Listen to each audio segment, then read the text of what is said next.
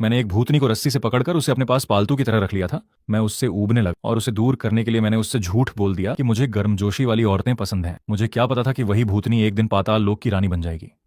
जब वो वापस आई तो उसने कुछ नहीं कहा, बस जीवन मृत्यु की किताब खोली और बिना हिचकिचाए मेरा नाम काट दिया। उसी पल मैं अमर हो गया। ना मर सकता था ना जी सकता था, बस इस दुनिया में हमेशा भटकने के लिए मजबूर हो गया। और वो अपने अंधेरे सिंहासन पर बैठ गई ताकि हम कभी दोबारा ना मिलें। 10 साल बाद मेरी छोटी बहन को मेरी अमरता और मेरी अपार दौलत के बारे में पता चल गया, और उसने एक तांत्रिक के साथ मिलकर मेरी किस्मत चुराने की साजिश रच डाली। उस रात मैं छत पर खड़ा था, पूरी तरह टूटा हुआ, डर से कांपता हुआ, उससे भीख मांग रहा था। मुझे मत मारो, मेरा सारा पैसा ले लो, मुझे मरना नहीं है, क्योंकि अगर मैं मर गया और फिर उस औरत से सामना हुआ तो वो मुझे जिंदा उबलते तेल में फेंक देगी। लेकिन उसकी आंखों में जरा भी रहम नहीं था। उसने ठंडे स्वर में कहा कि उसे सिर्फ मेरा पैसा ही नहीं, मेरी अमृता भी चाहिए, क्योंकि मैं उसका भाई हूं और मेरी हर चीज उसकी है। उसके इशारे पर तांत्रिक ने मुझे बालों से पकड़कर घसीटा और छत के किनारे तक ले गया। यह इमारत 33 मंजिला थी और नीचे एक घातक तांत्रिक जाल बिछा हुआ था। अगर मैं गिरता तो सिर्फ मरता ही नहीं, बल्कि दोबारा जन्म लेने का मौका भी खो देता। सब कुछ पहले से प्लान था और फिर मैं गिर गया। जब मैंने आंखें खोली, मैं इंसान नहीं रहा था, मैं एक भूत बन चुका था। 2 यमदूत मुझे पकड़कर घसीट रहे थे। चारों तरफ अंधेरा, चीखें और दर्द की गूंज थी। नरक का दरवाजा मेरे सामने था। मैं चिल्लाया कि मैं निर्दोष हूं, मैंने कुछ नहीं किया, मुझे छोड़ दो। लेकिन मेरी आवाज किसी तक नहीं पहुंची। तभी एक कोड़ा मेरी आत्मा पर पड़ा। दर्द इतना गहरा था कि मैं चीख भी नहीं पाया। उसी पल मुझे समझ आ गया कि यहां आने के बाद कोई भी अपनी किस्मत से नहीं बच सकता। डर और दर्द के बीच मैंने आखिरी उम्मीद में कहा कि मैं मिंग वांग की बेटी को जानता हूं। एक पल के लिए सन्नाटा छा गया। फिर अचानक एक और कोड़ा पड़ा। चुप रह, नाम मत ले।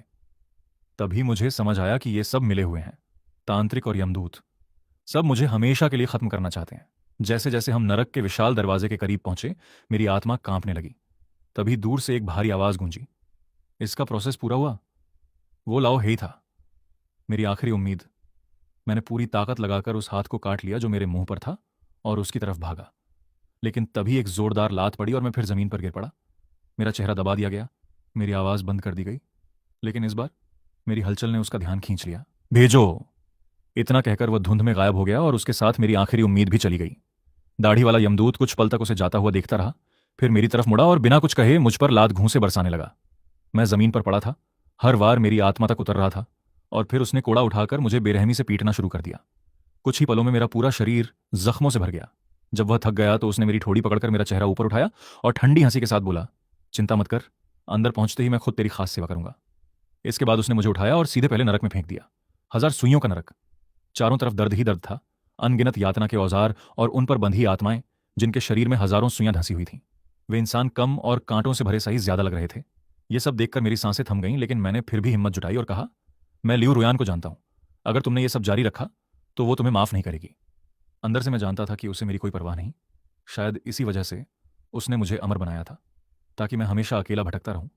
लेकिन जैसे ही मैंने उसका नाम लिया, दोनों यमदूत एक पल के लिए रुक गए। फिर दाढ़ी वाला हंस पड़ा और मेरे चेहरे पर थपथपाते हुए बोला, बहुत बड़ी बड़ी बातें करता है, लगता है बहुत नाटक देखे हैं। क्या मिंग वांग की बेटी भी तेरे जैसे किसी की कल्पना में आ जाएगी?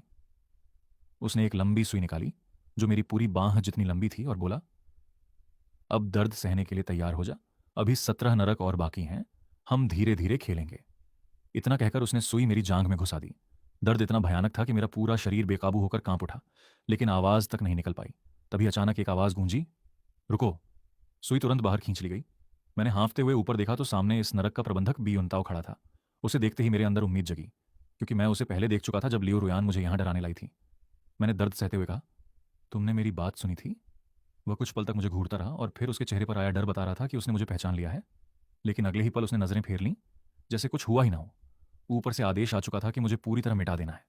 बी युनताओ ने ठंडे स्वर में कहा, आदमी आने वाला है, तैयार रहो। यह सुनते ही मेरा दिल बैठ गया, क्योंकि अब साफ था कि वह भी उन्हीं के साथ मिला हुआ है। मेरी आखिरी उम्मीद टूट गई। मैं कड़वी हंसी हंस पड़ा और बोला, तो यही है तुम्हारा अंडरवर्ल्ड लियू रुयान, यहां भी खेल चल रहा है, भी खेल चल। आंखों से मेरा अंत देखना चाहती थी। कुछ ही देर में वह अपने तांत्रिक के साथ मेरे सामने आ खड़ी हुई।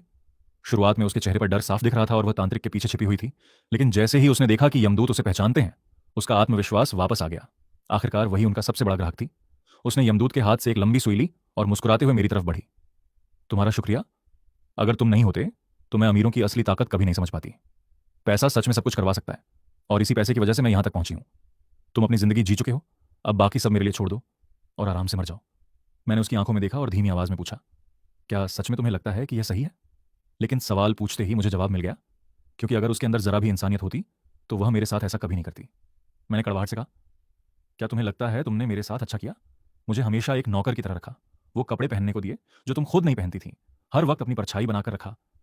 मेरी आवाज धीमी पड़ गई, लेकिन अंदर का दर्द अब भी जिंदा था। वो ठंडी नजरों से मुझे देखती रही और मैं खुद ही अपने अतीत में खो गया। जब मैंने उसे पहली बार देखा था, वो बर्फीली ठंड में सिर्फ एक पतले कपड़े में खड़ी थी। गांव से आई थी, घर बेहद गरीब था, साल के अंत तक उसे कोई काम नहीं मिला था। मुझे किसी नौकरानी की जरूरत नहीं थी, मैं अकेला रहता था, लेकिन उसकी हालत देखकर मैंने उसे अपने पास रख लिया। मैं उसे हमेशा अपनी छोटी बहन की तरह मानता रहा। उसने जो भी मांगा मैंने दिया। उसका वेतन बाजार से कहीं ज्यादा था। लेकिन धीरे धीरे सब बदल गया। उसने खुद को बहन समझना बंद कर दिया, उसकी मांगें बढ़ती गईं, और शायद मेरी ही गलती थी कि मैंने उसे जरूरत से ज्यादा छूट दी। उसने खुद को मेरे बराबर समझना शुरू कर दिया और आखिर में मुझे ही हटाने की कोशिश करने लगी। सबसे बड़ी गलती मेरी यही थी कि मैंने उस पर भरोसा किया और अपने सारे राज उसे बता दिए। मेरी चुप्पी को उसने कमजोरी समझा और लालच में अंधी हो गई। कुछ कहना है तुम्हें? उसने ठंडी आवाज में पूछा। या तुम भी यही सोचते हो कि मैंने तुम्हें कभी परिवार नहीं माना? और यह कहते हुए उसने बिना झिझक सुई सीधा मेरे दिल में उतार दी। साफ था कि वो मुझे तुरंत खत्म करना चाहती थी। आसपास खड़े यमदूतों के चेहरे पर भी हल्की असहजता थी, लेकिन कोई आगे नहीं आया। मेरी आत्मा से अजीब सी नकारात्मक ऊर्जा उठने लगी। वो धीरे धीरे पारदर्शी होती जा रही थी। तभी मुझे अचानक एहसास हुआ जैसे कोई मेरे करीब आ रहा हो। मैंने मुश्किल से अपना सिर उठाया और सामने जो था उसे देखकर मैं ठिठक गया। वो लियू रुयान थी, वैसी ही खूबसूरत जैसी मैंने उसे हमेशा देखा था। एक पल के लिए लगा ये मेरा भ्रम है, क्योंकि वो तो मुझे देखना भी नहीं चाहती थी। लेकिन अगले ही पल वहां मौजूद सभी यमदूत उसके सामने घुटनों के बल झुक गए। छोटी स्वामिनी, आप यहां खुद कैसे आ गईं? बी युनताओ घबराकर सीधे जमीन पर गिर पड़ा। उसका शरीर कांप रहा था, क्योंकि उसे अच्छी तरह समझ आ गया था कि किसी जीवित इंसान को यहां लाना कितना बड़ा अपराध है। तांत्रिक का चेहरा भी सफेद पड़ चुका था। उसने तुरंत अपने सारे औजार दूर फेंक दिए और डर के मारे जमीन पर गिर गया। जैसे ही लियू रुयान की नजर उन सब पर पड़ी, पूरा माहौल अचानक भारी हो गया, जैसे हवा भी उसके दबाव से थम गई हो। उसने ठंडी आवाज में कहा, काफी हिम्मत है तुम लोगों में। अगर मैं आज यहां नहीं आती तो पता नहीं कितनी गंदगी और फैलाते। मैं कुछ कहना चाहता था, लेकिन दर्द इतना था कि आवाज ही नहीं निकल पा रही थी। मेरे मन में सिर्फ एक ही सवाल घूम रहा था, क्या वो मुझे पहचान पाएगी? और अगर पहचान लिया तो क्या वो मेरी मदद करेगी या सच में मुझे खत्म कर देगी? कुछ पल की खामोशी के बाद उसने बी युनताओ की तरफ देखा और बोली, मैंने तुम्हें पहली नरक की जिम्मेदारी दी थी, यही तुम्हारा काम है। नीचे के लोग ही समझते हैं कि गलती किसकी है। बी युनताओ तुरंत घबराकर बोला, सरकार, ये सब इन दोनों यमदूतों का काम है। ये चोरी छिपे जीवित इंसानों को यहां ला रहे थे, हमें कुछ पता नहीं था। आप आते ही हमें रोकने वाले थे। लेकिन उसकी बात पूरी भी नहीं हुई थी कि लियू रुयान ने उसे बीच में ही काट दिया। ये मेरा क्षेत्र है, यहां कोई भी जीवित आए तो उसकी जिम्मेदारी तुम्हारी है, झूठ मत बोलो। उनकी बातों को सुनते सुनते मुझे धीरे धीरे समझ आने लगा कि वो यहां इन गैर कानूनी कामों को खत्म करने आई है, और मैं बस एक बदकिस्मत इंसान हूं जो इस साजिश में फंस गया। लियू रुयान ने कठोर आवाज में कहा, चुप रहो, क्योंकि ये दोनों जीवित होकर यहां घुसे हैं। इन्हें जिंदा वापस मत भेजो, पहले इन्हें कैद करो, और जो भी स्वर्ग के नियम तोड़ता है उसे हमेशा के लिए पशु योनि में भेज दिया जाए। ये सुनते ही शी झेनशियांग जैसे अंदर से टूट गई। वो वहीं जमीन पर गिर पड़ी। दोनों यमदूत भी डर के मारे कांपने लगे। अब उसे समझ आ गया था कि वो कभी वापस नहीं जा पाएगी। उसका चेहरा गुस्से से भर गया।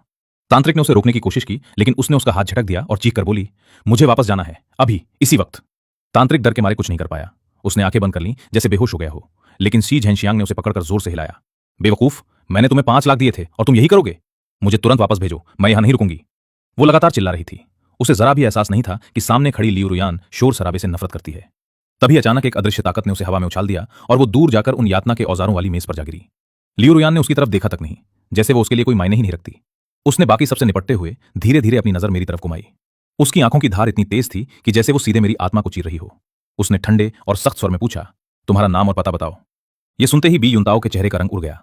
उसका शरीर और ज्यादा कांपने लगा, क्योंकि अब जो होने वाला था उससे कोई भी बच नहीं सकता था। वो जानता था कि अगर ये पता चल गया कि मुझे बिना किसी न्याय के यहां लाया गया है तो उसकी खैर नहीं। इसलिए वो जल्दी से बोला, ये बस एक अज्ञात आदमी है, कहीं से भी उठा लाए हैं, ऐसा कोई अच्छा इंसान नहीं होता। मिंग वांग इतने व्यस्त रहते हैं, ऐसी छोटी बातों पर ध्यान देने की जरूरत नहीं। लेकिन उसकी बात पूरी होने से पहले ही लियू रुयान की भौहें सिकुड़ गईं और उसकी आंखों में साफ असंतोष छलकने लगा। बी युनताओ तुरंत चुप हो गया। मैंने अपनी बची हुई ताकत से मुंह खोलने की कोशिश की, लेकिन आवाज सिर्फ हवा की तरह बाहर निकली। मेरी हालत देखकर बी युनताओ घबरा गया और बोला कि मेरी आत्मा खत्म होने के कगार पर है। इस पर लियू रुयान ने बिना समय गवाए आदेश दिया, जल्दी इसकी पहचान करो और इसे बचाने का तरीका सोचो। अगर ये यहां नहीं होना चाहिए तो इसे वापस भेजो या पुनर्जन्म की व्यवस्था करो।